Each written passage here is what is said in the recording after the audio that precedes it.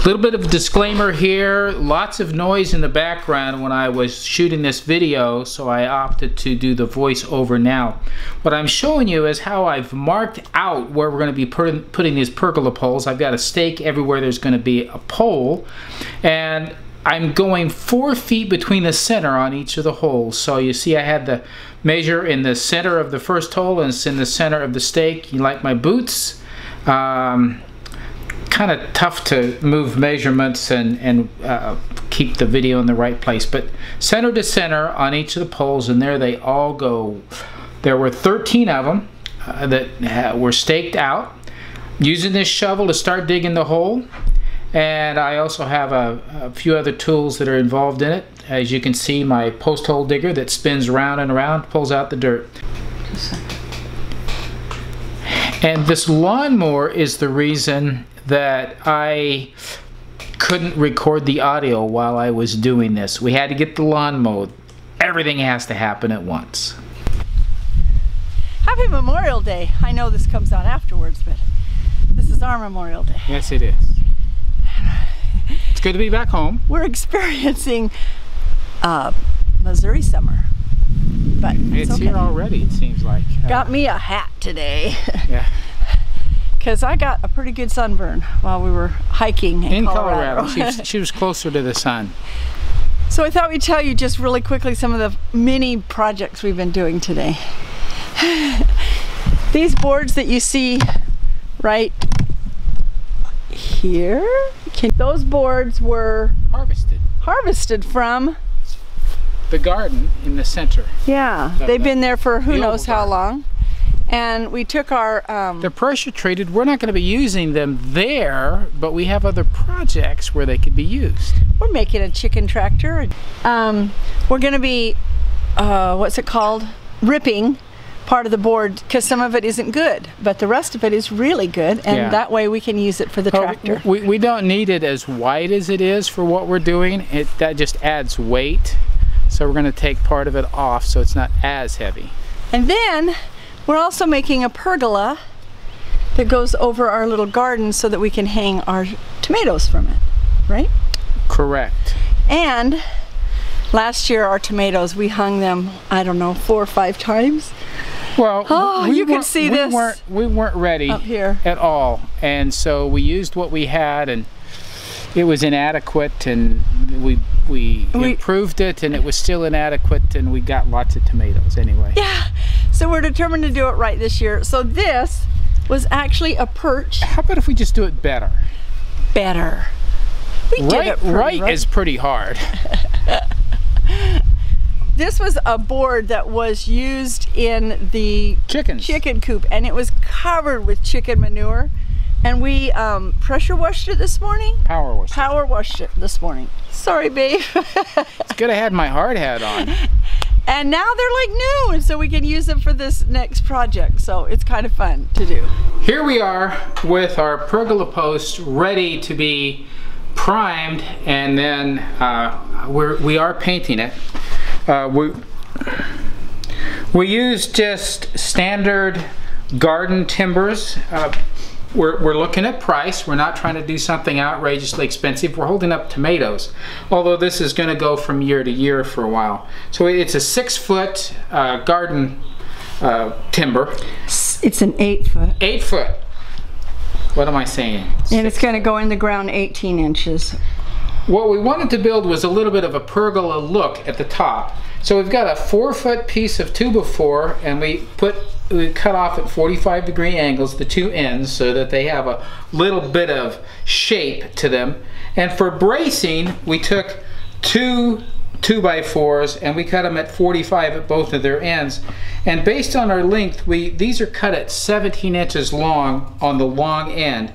And so they fit together nicely here, and they fit together nicely here. What we did was we glued these together and then screwed them together here. And then we did the same thing here. We glued these together and screwed them onto this right here. I have some long decking screws, and that held in there tightly. Then we set this in place here, got it measured to where this is perpendicular to this, and this, where these two come together line up in the center of the timber. Now if you notice, the timber has 2 round sides and 2 flat sides, so we're setting this on one of the flat sides, and in this case it happens to be on the inside of it, which is where we want it. So we then, I can show you an example here. These are the bolts that we're using.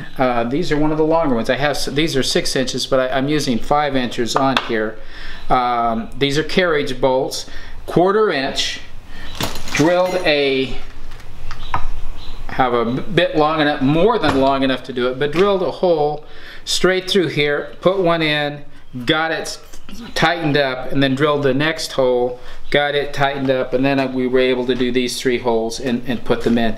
So it is held together very sturdily. This is not going to get away, and we'll show you what we do with the rest of it for the supports for the tomatoes. These are the supports for the supports, and then the tomatoes will be hanging from, I almost lost it. Now, I've sanded it, and I am going to prime it, and then I am making it hunter green to match the roof of the house and kind of blend in with the green so that it doesn't just stick out so much. So more to show. We'll get this finished up. Certainly, this is out of our heads and kind of, here's what we have. We need to buy a couple of things and we'll make this work.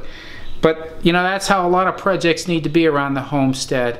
We can't all afford to go out and buy all brand new stuff. Those of us who can, all we had to do was buy the carriage bolts, and they were $2.15 a pound, so they cost us $3 and something cents. Everything else were materials we brought from our homestead in Oregon, things that we'd used for other purposes, so they are being repurposed.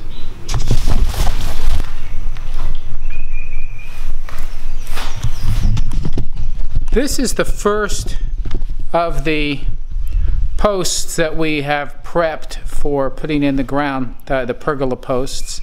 It's primed. We are going to be painting it a hunter green. And one more,